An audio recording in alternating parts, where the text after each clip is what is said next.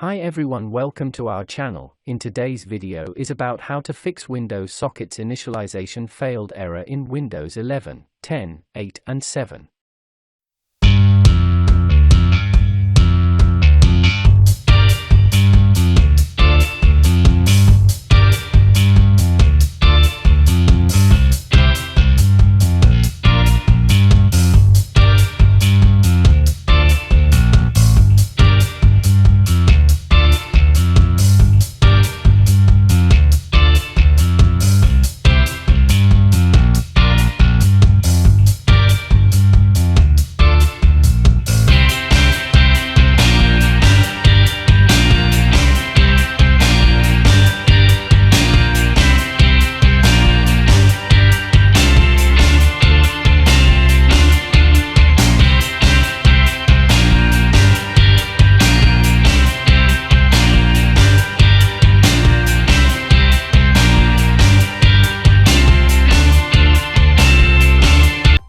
If you found this video helpful, please like and subscribe to our channel, leave comment and share it with others so they can benefit too.